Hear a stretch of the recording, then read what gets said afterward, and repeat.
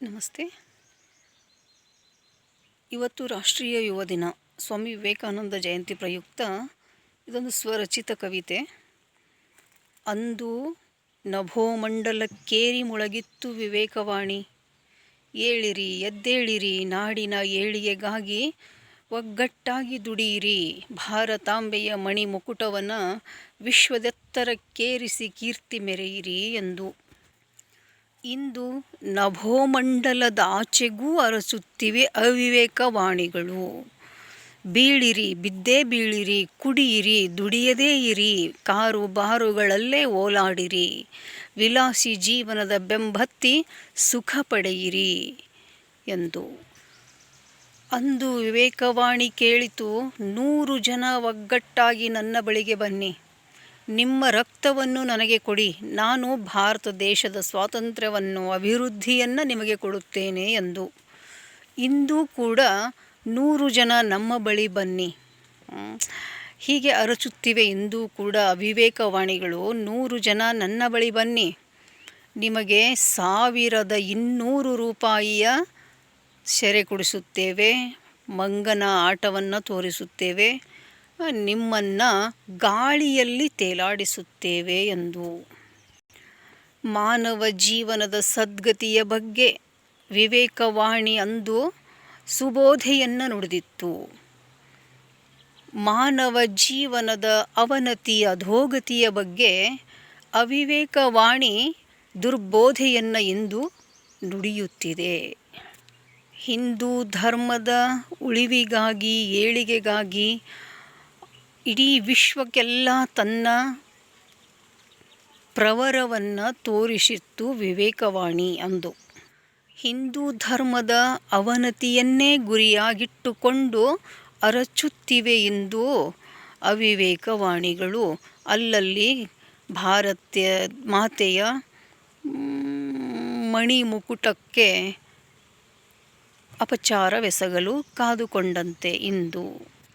ಆ ಕಾಲ ಒಂದಿತ್ತು ಭವ್ಯತಾನಾಗಿತ್ತು, ಅಂದಿಗೂ ಇಂದಿಗೂ ಅಜಗಜಾಂತರ. ಸ್ವಾತಂತ್ರ್ಯ ಪೂರ್ವದ ಆ ಕಾಲವೇ ಎಷ್ಟೋ ಮೇಲಿತ್ತೇನೋ ಅನಿಸುವಂಥ ಭಾವನೆ ಈಗ. ಸ್ವಾತಂತ್ರ್ಯ ಬಂದು 70 ದಶಕಗಳು ಸಂದರೂ ಕೂಡ ಭಾರತ ಇನ್ನೂ ದಾಸ್ಯಮುಕ್ತವಾಗಿಲ್ಲ ಮನಗಳಲ್ಲಿ ಮನೆ ಮನೆಗಳಲ್ಲಿ. ಬ್ರಿಟಿಷರ ಪಾರುಪತ್ಯದಿಂದ ಬಿಡುಗಡೆಯಾದರೇನಂತೆ, ನಮ್ಮವರಿಂದಲೇ ನಾವು ಬಿಡುಗಡೆಯಾಗಿ ಸ್ವಾತಂತ್ರ್ಯವನ್ನು ಅನುಭವಿಸಲು ಇಂದು ಪ್ರಸ್ತುತ ಜ್ವಲಂತ ಸನ್ನಿವೇಶದಲ್ಲಿ ಸಾಧ್ಯವಾಗುತ್ತಿಲ್ಲ ಎನ್ನುವುದೇ ಬಹಳ ವಿಷಾದನೀಯ ಸಂಗತಿ. ವಿವೇಕಾನಂದರೇನಾದರೂ ಇಂದು ಜೀವಂತವಾಗಿದ್ದರೆ ಭಾರತ ದೇಶವನ್ನು ಅಷ್ಟೊಂದು ಉತ್ತುಂಗ ಮಟ್ಟಕ್ಕೆ ಏರಿಸಲು ಅವರಿಂದಲೂ ಸಾಧ್ಯವಿರುತ್ತಿರಲಿಲ್ಲ ಎನ್ನುವುದೇ ಸತ್ಯ. ಗುರುಭ್ಯೋ ನಮಃ ಎಂದವರು ಆಗ, ಗುರುವೇನ್ಮಃ ಎನ್ನುತ್ತಿರುವರು ಈಗ. ಗುರು ಶಿಷ್ಯ ಪರಂಪರೆ ಅಳಿದು ಗುರುವನ್ನೇ ಹೆಗಲ ಮೇಲೆ ಹೊತ್ತುಕೊಂಡು ಅಥವಾ ಶಿಷ್ಯನನ್ನೇ ಹೆಗಲ ಮೇಲೆ ಇಟ್ಟುಕೊಂಡು ಗುರು ಶಿಷ್ಯರಿಬ್ಬರೂ ಕುಡಿದು ತೂರಾಡುವ ಕಾಲ ಇದೀಗ.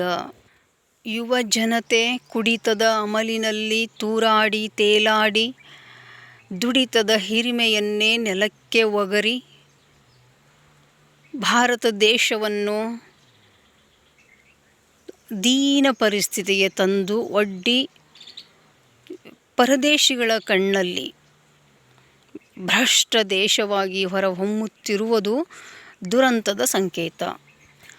ಸುಮ್ಮನೆ ಹೆಮ್ಮೆ ಪಡುವುದರಲ್ಲಿ ಅರ್ಥವಿಲ್ಲ. ಈ ದೇಶದ ಹೆಮ್ಮೆ ಮೇಲ್ಮೆ ಅಡಗಿರುವುದು ಮೇಟಿ ವಿದ್ಯೆಯಲ್ಲಿ. ಕೋಟಿ ಕೋಟಿ ಬಾಚಿಕೊಂಡು ಜೇಬಿಗಿಳಿಸಿದರೇನು, ಅನ್ನ ಕೊಡುವ ಮೇಟಿ ವಿದ್ಯೆಯನ್ನೇ ಮರೆತು ಬದುಕಬಲ್ಲೆವೇನು ನಾವು? ಅನ್ನಕ್ಕಿಂತ ಚಿನ್ನ ಎಂದೂ ಮೇಲಾಗಿಲ್ಲ. ಹಸಿದಾಗ ತಿನ್ನೋದಕ್ಕೆ ಅನ್ನ ಬೇಕೇ ವಿನಃ ಚಿನ್ನವಲ್ಲ. ಚಿನ್ನದ ನಾಡು ರನ್ನದ ನಾಡು ಎಂದು ಹೊಗಳಿ ಹೊಟ್ಟೆಗೆ ಹಿಟ್ಟಿಲ್ಲದೆ ಜುಟ್ಟಿಗೆ ಮಲ್ಲಿಗೆ ಹಾಕ್ಕೊಂಡ್ರೆ ಬದುಕು ಸಾಗೀತೇನ್ರಿ ಮುಂದೆ? ವಿವೇಕಾನಂದರು ಸದಾ ಶ್ರಮದ ದುಡಿತದ ಆ ಒಂದು ಸಂಸ್ಕೃತಿಗೆ ಮಾರು ಹೋಗಿದ್ರು ಅವರು. ಶ್ರಮ ಏವ ಜಯತೆ, ಶ್ರಮಕ್ಕೆ ನಂಬಿಕೆ ಇಟ್ಟಿದ್ರು.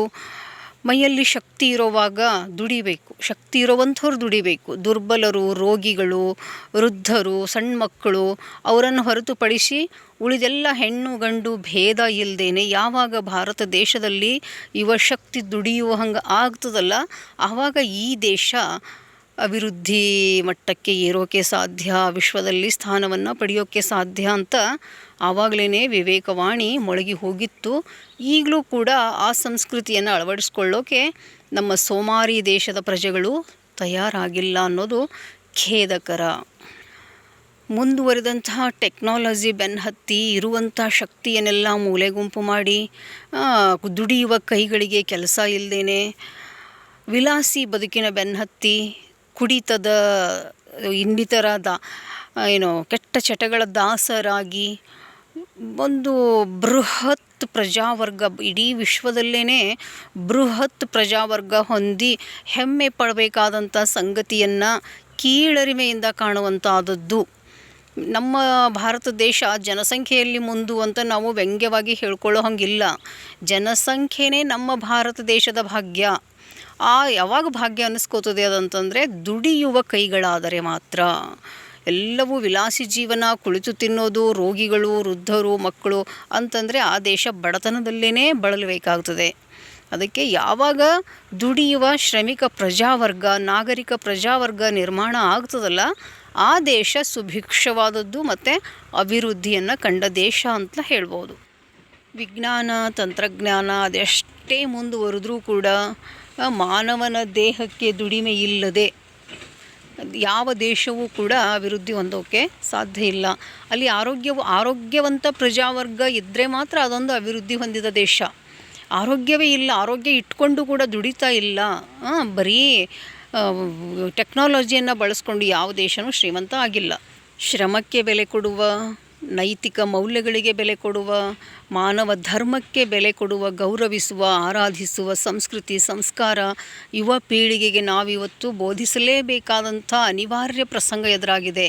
ಆವಾಗೆಲ್ಲ ಮನೆಯಿಂದಲೇ ಅವು ಹುಟ್ಟಿ ಬರ್ತಾ ಇದ್ದವು. ಸಂಸ್ಕಾರ ಅನ್ನುವಂಥದ್ದು ಉದರದಲ್ಲೇ ಹುಟ್ಟಿ ಬರುವಂಥ ಪೌರಾಣಿಕ ಹಿನ್ನೆಲೆಗಳಿದ್ದಾವೆ. ನಮಗೆ ತಂದೆ ತಾಯಿ ಮುಖಾಂತರ, ಸಹಪಾಠಿಗಳ ಮುಖಾಂತರ, ನೆರೆಹೊರೆ ಎಲ್ಲ ಸ್ನೇಹಿತರ ಮುಖಾಂತರ ಪರಿಸರದಿಂದ ಅವು ಬರ್ತಾ ಇದ್ದವು ಬಳುವಳಿಯಾಗಿ.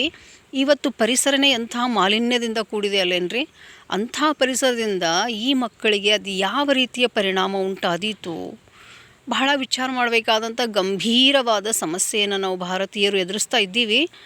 ಆದರೂ ಕೂಡ ಹೆದರಬೇಕಾಗಿಲ್ಲ, ಧೃತಿಗೆಡಬೇಕಾಗಿಲ್ಲ.